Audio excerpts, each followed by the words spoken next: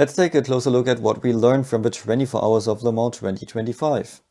First of all, it was a very clean race with less accidents and drama than in the past, which might have to do with the stable weather, but also the fact that the cars on the grid are very well proven by now. So there were less technical issues in general and less safety car laps, which could have shuffled the order. Because of that, more laps than in the past could be driven, and it was a bit more demanding for the drivers. As we expected before the race, Ferrari was dominating the race. They were winning the last two Le Mans races and were also winning the other WEC races, and when they came to Le Mans, they got less weight and more power. So it was clear that Ferrari would be very competitive. In qualifying, they were further back, but the starting position isn't that important in a 24-hour race. So they either really had problems warming up the tires quick enough for one fast lap, or they sandbagged, so no one complained before the race about Ferrari's pace, and no one thought about changing the BOP again. In the race, it took 4 hours for the three Ferraris starting in positions 7, 11 and 13 to lead the race in first, second and third position. In the end, Kubica could convince Ferrari to be allowed to race the works cars and won the race with his private Ferrari, and by being in the car for 5 stints straight and more than 3 hours. The number 6 Porsche was the closest to the Italian force.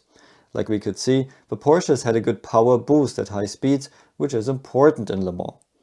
The Cadillacs showed good performance, but didn't have the race pace. And only the first 5 cars were in the lead lap.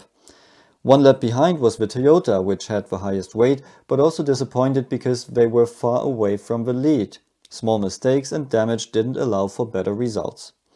Alpine could manage to finish the 24-hour race after the disaster of last year. But with their top speed limited BOP rating, it was hard to keep up. Additionally, they got a few penalties for speeding in the pit lane. Like we expected, the BMW with a similar rating as the Porsche was competitive, but lots of small mistakes held them back, and in the end they suffered from technical issues. On one car the engine had problems, on the other one the hybrid cooling, but both could finish. At Peugeot the question stands, how long will they still participate if they never have a chance of better results and with their bad BOP rating? They drive with significantly less power than the competition in low and high speed, and hence were not competitive. In desperation they tried a fuel-saving strategy, but that wasn't successful. Both cars could finish, but were 3 and 8 laps behind. The Aston Martins could both finish the race, which is quite an achievement in their first year, although they were 4 and 6 laps behind. So let's see if they can improve their pace now and come back stronger. How did you like the 24 Hours of Le Mans 2025? Let me know in the comments below and see you at the next video.